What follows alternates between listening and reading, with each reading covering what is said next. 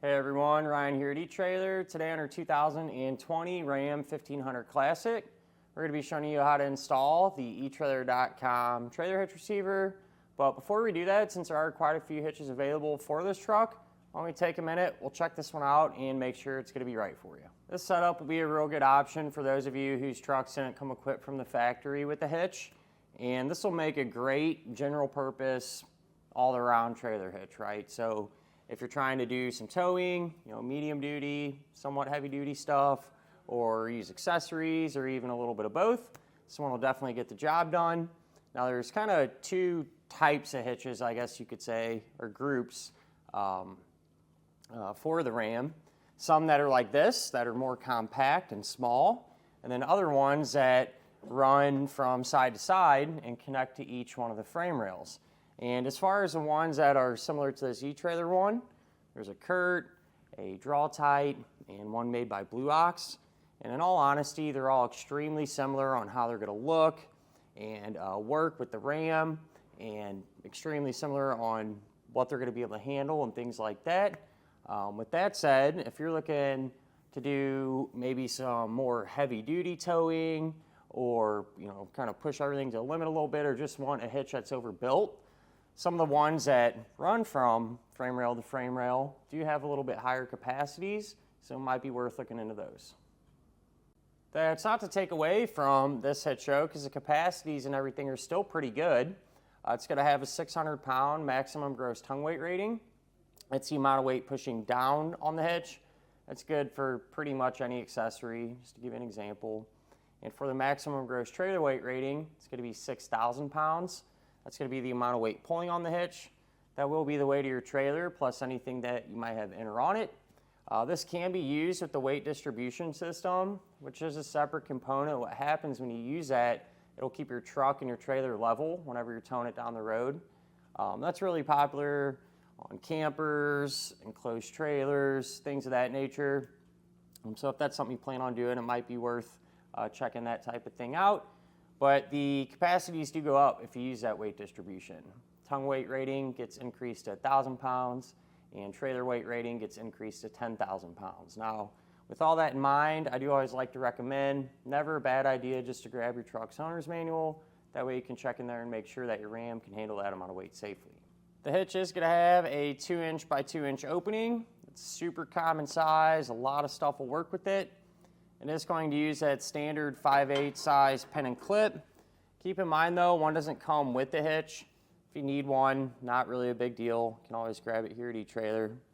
The safety chain openings are pretty easy to get to and relatively large. And you should be fine using pretty much any size hook that your trailer might have on it. We'll grab a few measurements now, and these will help you figure out what type of accessories will work best. If you go from the ground to the top inside edge of the receiver tube opening, taking into account the lift that we're parked on, that's going to be about 22.5 inches. Our truck does have some larger tires on it, 33-inch tall tires, so keep that in mind. But at this height, you're definitely going to want a ball mount that has a drop in it in the shank. On this particular setup, probably that 4 to 6 inch range work well most situations. One thing you can always do too is get an adjustable ball mount, and that'll let you kind of adjust for any changes that you might make on your truck or for different types of trailers. That's always something you can do as well. And then if you go from the center of the hitch pin hole to the edge of the rear bumper, that's only going to be 1.5 inches, which is really good clearance. But if need be, you can use that to help figure out if you have any folding type accessories. If you're going to be able to store them in that upright position without hitting the back of your truck. Other than that, not really a whole lot to it. Out of the more compact hitches available, this one's probably my favorite, really just because of the way it looks. It has this matte black finish. I think it looks a more modern, almost like a factory type option.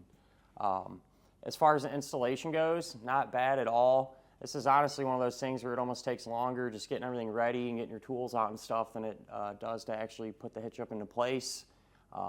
With that said, to tighten down the big bolt that goes up top here, you are going to need a 1/2 inch size hex head or Allen key.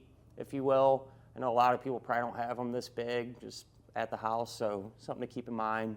And the hardware also does require some pretty high torque settings as well. So if you don't have that type of equipment, or don't feel like getting it, or have a place to work on this or whatever, definitely understand. You can always use our dealer locator network, and that can help you find a shop in your neighborhood that can do something like this for you. But if you're going to do it yourself, hang around. We'll go ahead and get started on it now.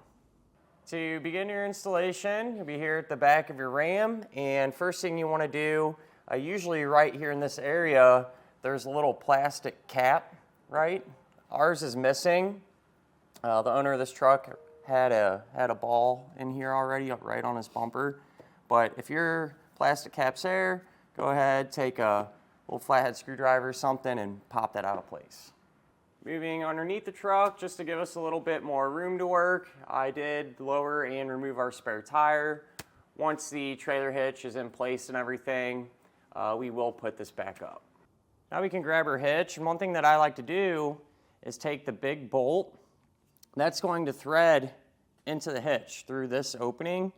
And sometimes, you know, when they powder coat these hitches and everything, some of that coating can get inside on the threads. And I just like to make sure that they're cleaned out. That way when we're trying to hold this up and everything, the bolt can get started easily. So just run it through there. You know, you might have to take a socket or a wrench, whatever, and turn it, kind of work it in there. If you need to spray penetrating oil in there, that's perfectly fine too. Ours is in pretty good shape, so you don't really need to worry too much about it. But with that all cleaned out and ready to go, we can get the hitch on the truck. The hitch is just gonna go right in place, up and around this beam here. You can hold that up flat against the bottom of it, line up that threaded hole in the hitch with this big opening here. We'll take our bolt, and we'll get this started hand tight for now. Underneath the truck, we're going to have 2 attachment points on the back of our hitch, and those holes are going to line up with existing holes in this beam here. And what you want to do is take one of the fish wires, take the coiled end of it, you'll feed it through the hitch and through the beam, push it towards the side of the truck.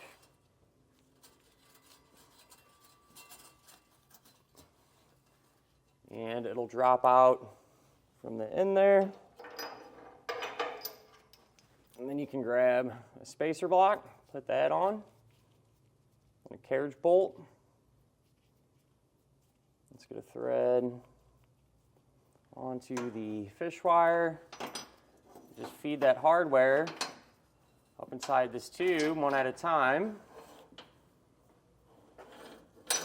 We'll just pull on the wire, pull that bolt passes through. And then what you can do is take a little flathead screwdriver or something, and you can just apply some pressure to that bolt. That way you can remove the fish wire and it won't fall back in the tube, as well as keeping it stable enough to get the flange nut started. So with that one hand tight, I'm going to do that same exact thing using the same exact hardware for this attachment point. With this hardware in place, you can come back with a 3/4 inch socket and snug them down.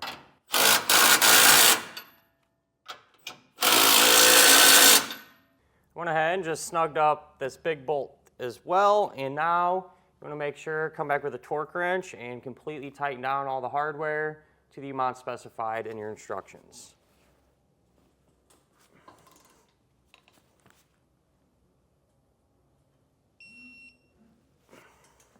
Once everything's all torqued down, you can go ahead, get the spare tire raised back into position. Shouldn't have any issues with this here, which we are not. And all the way back up. And with that done, that'll finish up our look at and our installation of the etrailer.com trailer hitch receiver on our 2020 Ram 1500 Classic.